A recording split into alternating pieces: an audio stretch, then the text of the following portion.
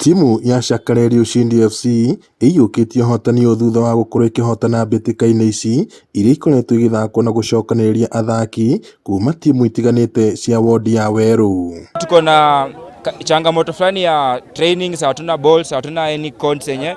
Game ilikuwa challenging lakini tumejituma boys tuendelee na hiyo morale.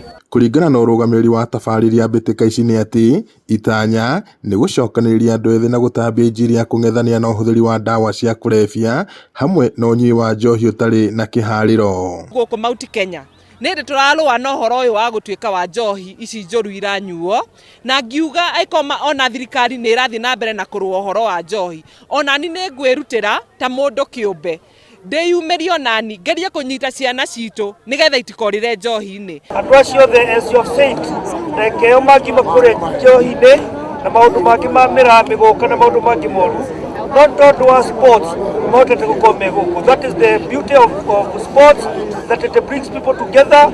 Andũ a mĩthemba mĩingĩ mũno anake nĩ magĩte gũthiĩ gũkorwo magĩkena na kũunja gwĩka maũndũ marĩa matagĩrĩire.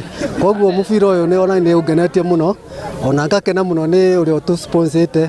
MCA wa Ngũa Njarara ũrĩa ũkoretwo agĩtereba ligi ĩno augĩte ngucanio ici iteithĩrĩria andũ ethĩ kuma mwena ũcio kuonania taranda ciao mũthako-inĩ wa mũbira wa magũrũ. Nĩ mbĩtĩka igathĩrĩirio nĩ athaki arĩa manyitĩte itemi ngucanio-inĩ icio, gũkũ magĩkĩrĩtana kũrĩ thirikari ona ikundi cia andũ kĩũmbe gũthaganagia mathako ta maya mahinda kwa mahinda nĩguo kũmagucĩrĩria kũhĩmbĩria maũndũ marĩa mangĩmateithĩrĩria mũtũrĩre-inĩ wao. Kĩharo gĩkĩ ona mũngĩrora gĩtirĩ in true standard iria njega, so no njuge wa mbere no twende mũno thirikari ĩngĩtũirigĩra kĩharo gĩkĩ na no nyende ona tũthondekerwo kinya atĩ ona rĩu kũngiura andũ aya othe mandũngĩmona gũkũ to gũtikinya na kũndũ gwa kwĩyũa mbura. Oho no morĩtie thirikari gũthondeka iharo makĩria icagi-inĩ amu ũyũ ũkoragwo ũrĩ mũhĩnga mũnene kũrĩ athaki.